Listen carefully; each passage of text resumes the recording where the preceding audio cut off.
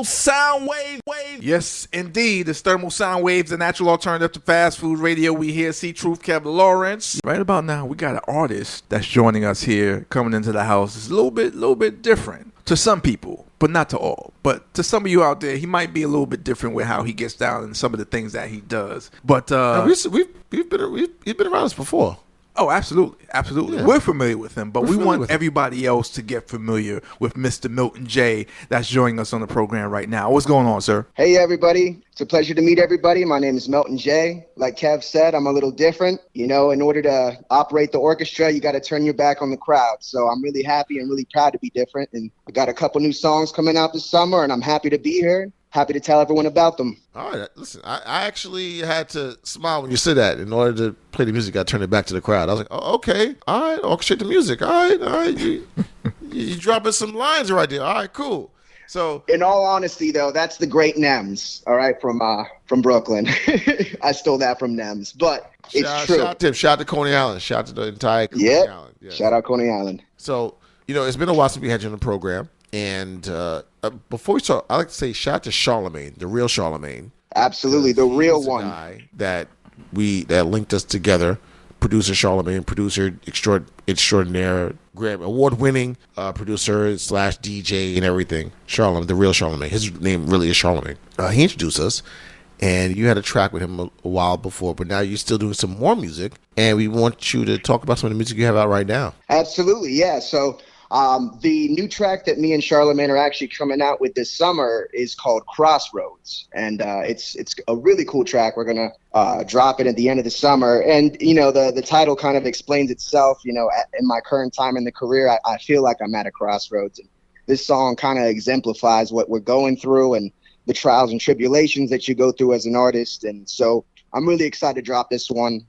It's been a long time coming, something we've been working a lot with the production together and just, coming out and polishing it. And so I'm excited to show everybody.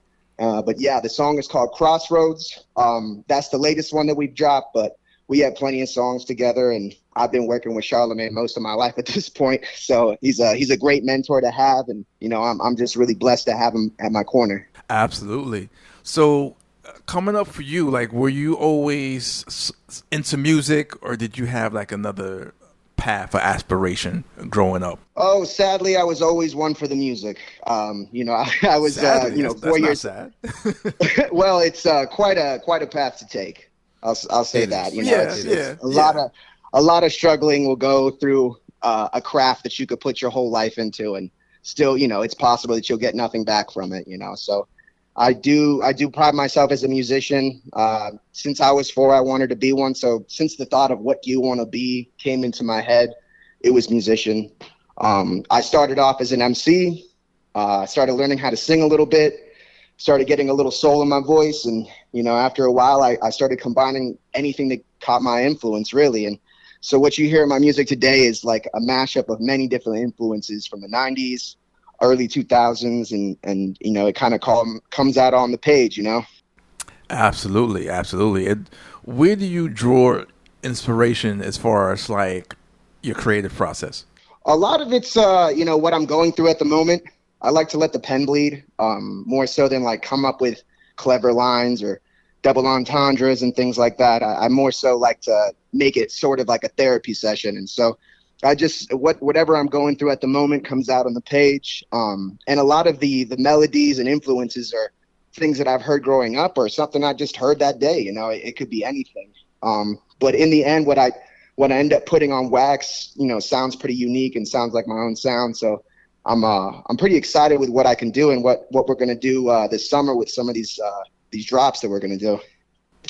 Right. Now, you were saying that, it's tough to go through and to get through this profession of music. And, a lot of people nowadays may not see that or think that because they just see the end results and people who just have that success.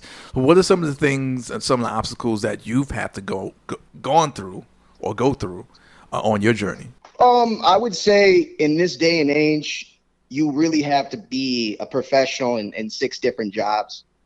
To be a musician. And I think that's the hardest part is not only do you have to have the business down, but you have to have a background in engineering your music. You have to have a background in promotions, social media. You have to have a background in Premiere or Vegas, something to edit videos. And yes, you have to have a background almost in podcasting at this point. So it's a lot you have to take in, and we all kind of start off doing it for the music. And so a lot of this day and age is, mostly social media and then just a little tiny bit of gems of music.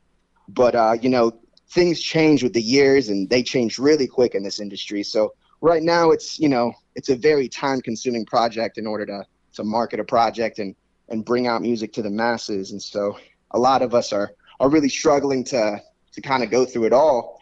But yeah, I mean, I would say that's the biggest struggle about being a musician this day and age is you have to wear like 6-7 hats, and you have to be willing to do this ASAP, as quickly as possible, and be willing to put in the work. And the work I really feel is more work now than ever. The more work you put in, the better, obviously, but it's definitely an uphill battle for sure. A very heavy boulder to move. Now, a lot of music you do, but many people just know you as doing hip hop. However, sometimes people see you with that guitar in your hand, and it's like, is he doing country also? So explain some of the music that some of levels of music that you do. Absolutely. So I do have very little country influence, but the instrumentation of my music is heavily influenced from rock, reggae, little bit of blues, a little bit of R&B, but especially rock and reggae.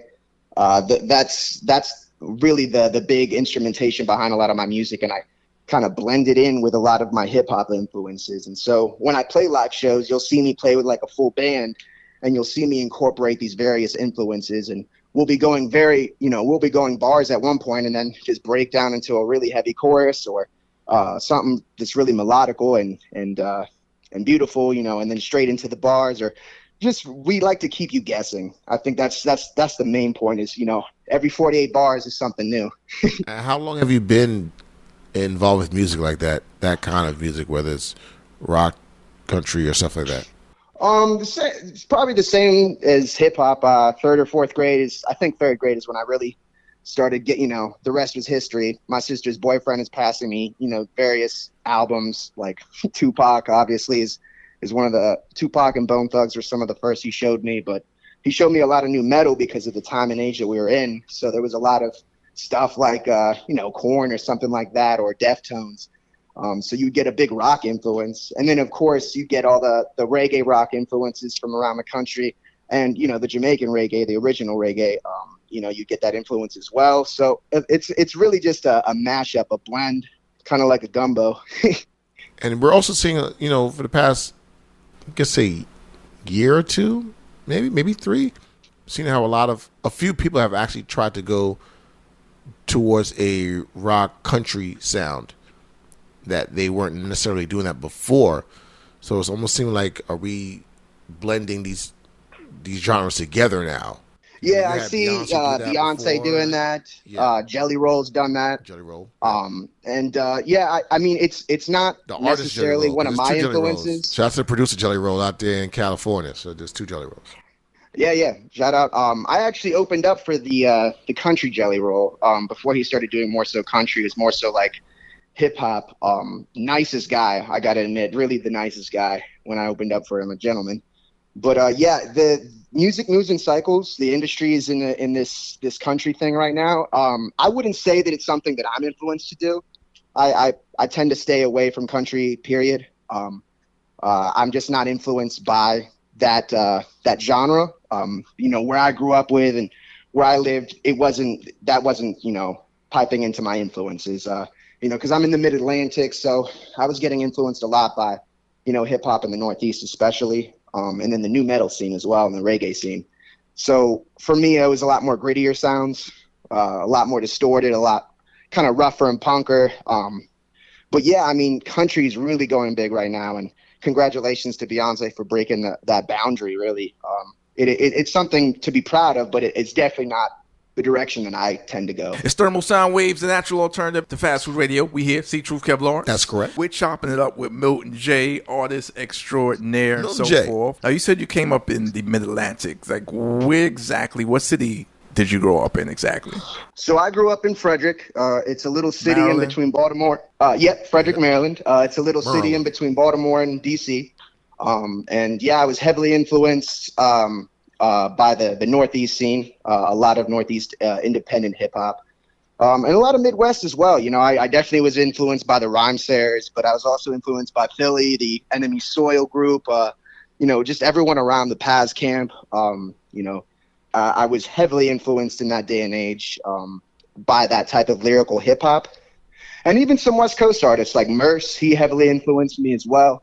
And so just growing up, that genre and that independent lyrical hip hop was really big, especially in the school I was grew up in. So it was really cool to find something that was obscure that you couldn't find in the mainstream music scene.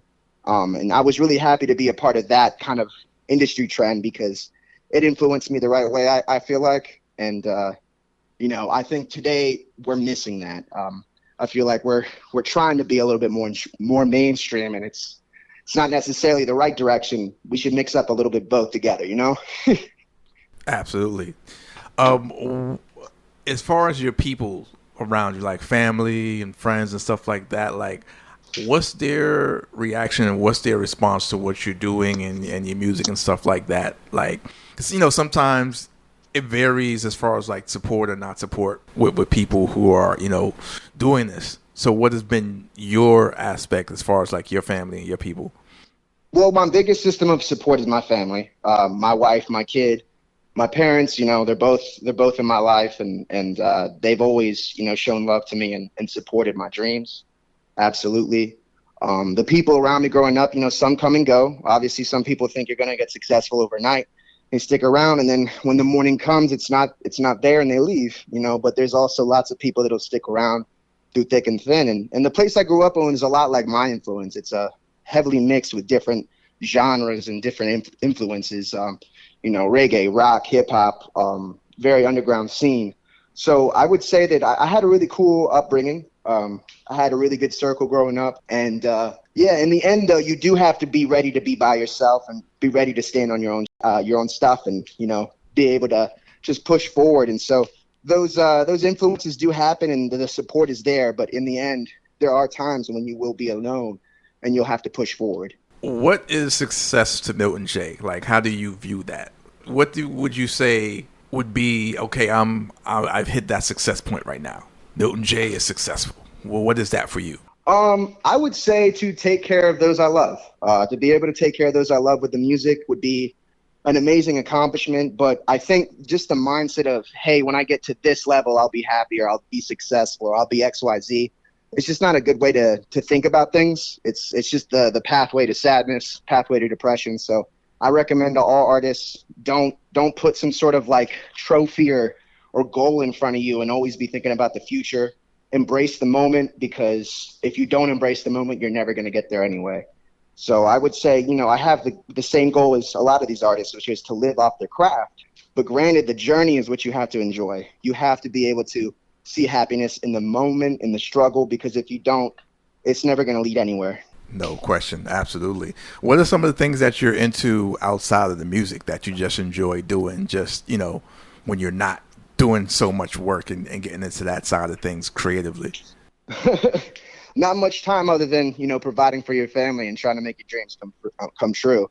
But I'm definitely a comic book nerd. I like to read, love the beach, trying to stay healthy, trying to eat healthy, working out, hitting the gym. So I try to stay in the right mindset. When I was younger, I was a big partier, but now that I'm getting older and, you know, leading my own family, I tend to stay I try to stay as healthy as possible. So I like to read a lot. I like to work out. And you have to continue sharpening your sword. So, I mean, although I'd love to have a lot more hobbies, the music does take a good chunk of your time, especially if you're doing it right. Right. What are your favorite comics? Batman. I'm a DC guy. 100% Batman. Okay. All right. Yeah. Yeah. No doubt about it. I mean, I have no complaints about Marvel. The universe is kind of iffy right now. Yeah, it's but hey, I heard so... Deadpool was really good. Yeah, because they left the actual original concept alone. They didn't mess with it. That's why it's good. Yeah. And, I think you're right. They added extra things to Deadpool with the Wolverine thing, and there's some special people that were in there. So yeah, you got to let the story itself be strong. If the story is not strong, nothing that you're trying to get across is going to work. So it's like I think especially because it's the same thing with music. We're doing this like microwave era where we're trying to go as fast as possible and drop as quick as possible. Yeah. And the quality is showing in all of our art, our films and our music. And so it's like, I really hope that the tides turn. And I hope the industry changes and we focus more on the craft itself and the story and the script itself. I know that there's a lot of people involved in these projects, but some of them are like very questionable where you're like, I'm not even disagreeing with the message, but damn, can you make the story good? Like, Yes, Deadpool has some interesting things in it that made me be like, what are we doing right now? But that's not the story. What are we doing right now? That's not the story. If you see it, you'll know exactly what I mean. I might even see it tonight because everyone's talking about it. Yeah. Oh man, I miss Kev, dude. Everybody has their opinion. You gotta see it for yourself. Yeah, see it you for gotta yourself. have. If you choose I heard to. it was hilarious though. Did it at least make you laugh or? Oh, there was a lot of funny things in it. However, like I said, there's some interesting things. Like, we get it. I get it. You. No, I see what you're saying. Yeah, and I will admit the latest Batman. I like the story, but the actor is a little unbelievable. I forget his name, but it's like, it's just like, hey, I don't think this is possible. Like, but I do like the story. Is that Robert Pattinson or Robin Pattinson? It's the guy from the vampire movies. I don't remember. Yeah, Twilight. Yeah. Twilight. Yes. I 100% agree with you. He is not believable at all. I guess it's not believable to me. Yeah. Other than that, though, like I Christian love Bale Oswald. did a great job. My favorite. Oh yeah, Christian Bale is my favorite Batman. The Dark Batmans, those are my favorite. Like the Dark Knight series. Where he the Dark Knight. Okay, Dark Knight series where he just goes off a rail, like No, you're right. Those are my favorite series too. Those are my favorites. Yeah. And I mean, I do like Tim Burton as well. Tim Burton's first two Batmans. With Jack Nicholson and Danny DeVito. Those ones are really good. Those are good. But the Dark Knight series, those are like my favorites. Like I agree. With Bane and Ra's al Ghul and Christian Bale. All of those. Yeah. Those different like supporting characters in there. It was awesome. That was the Nolans. Yeah. I think we're forgetting that you have to make them care about the characters. Yes. Like whatever story you're going to do, if we don't care if they live or die, it's not going to work. Right.